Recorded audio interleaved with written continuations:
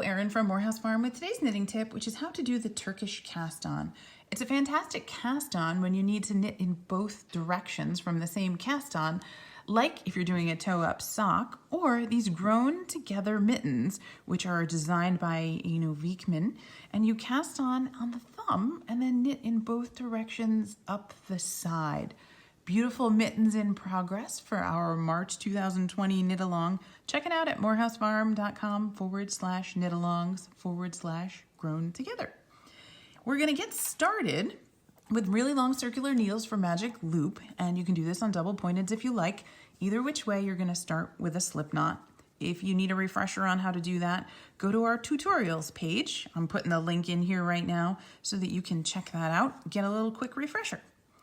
All right, once you have your slip knot, you're gonna pop it onto one of the needle points, cinch it up, and you'll notice that I've got two different colors because I thought that would be easier for communication.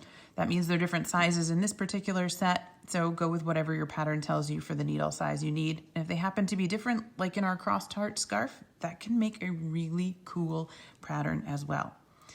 Pop this on the back needle, meaning the one that's farther away from you. In my case, that's pink. And then we're going to do something really tricky to make stitches. Watch this. That's it. That's all you're going to do to make a stitch on the pink and a stitch on the blue. So you have one stitch on each side or a pair of stitches. So to make a second pair, go around the top needle and under the bottom needle. Voila, there you've got two pairs of stitches. See, 1, 2, 1, 2. You have to remember to keep these nice and tight together as you're adding stitch pairs so that you don't end up with extra slack along the way. So here I go, 3, 4, 5, 6, 7, 8, 9, 10. I've got them separated so you can see them and count them easily. If you keep them closer together, they'll be tighter for you. So try that a few times differently so you can experiment with how much slack you need. All right. When we're ready to knit, we're going to do just like we would with any magic loop. We're going to pull out the back needle. In my case, it's the pink needle because it's going to end up point to point, right and left, just like I would in any knitting situation.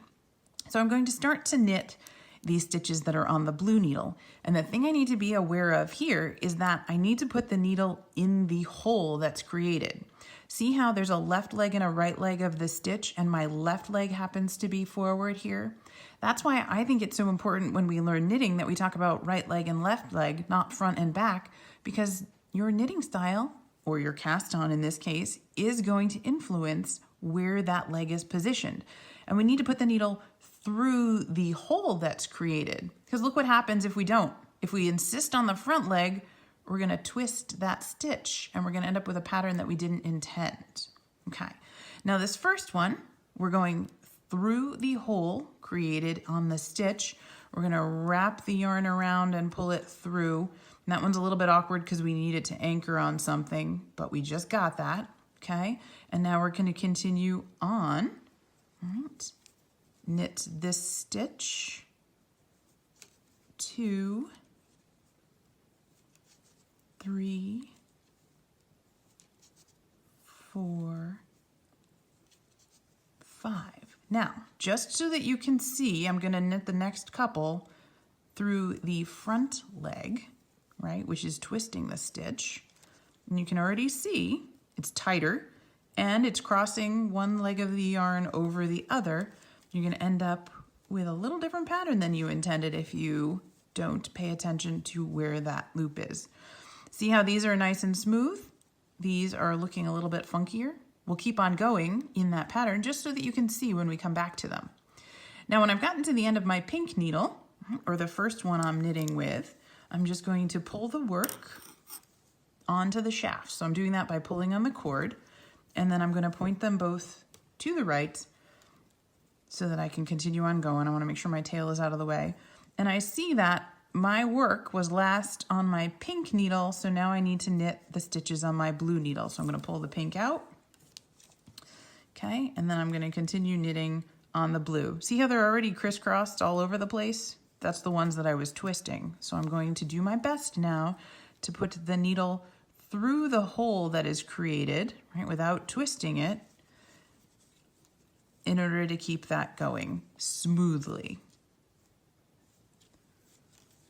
Okay, that's gonna be happening on the first rows. Don't worry about it. It'll come back to life once you get through this first round. But again, see how I'm going through the hole?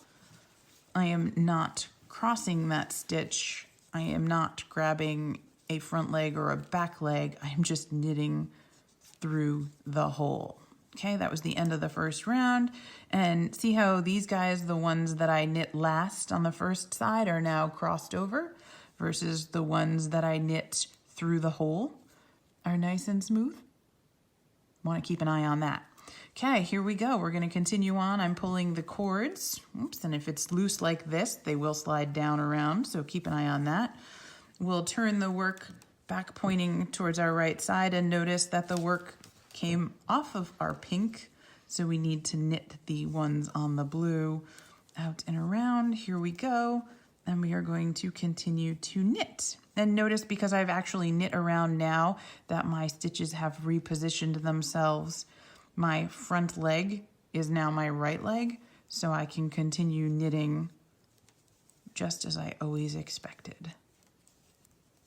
All right, so that's an important part of learning how to read your knitting so that you don't end up twisting stitches. It's also super helpful if you happen to lose some stitches. Pick them back up. You don't have to fiddle with them. You can just keep on knitting. Okay, so here we go around one more time. And again, I'm going through the hole because if I take this stitch off the needle, I can see it sits that way. Okay, so I am going to grab it through the hole, which in this case happens to be the right leg, but isn't always, and continue knitting. And it doesn't matter if you are throwing like this or have a picking style like this, gonna work the same way, but see how I'm able to knit on both sides of this work. So I can go up this side and down this side by knitting around in a circle, and that'll give me a fantastic seamless toe or edge of a mitten or sleeve, whatever I want this project to be. Happy knitting from Morehouse Farm.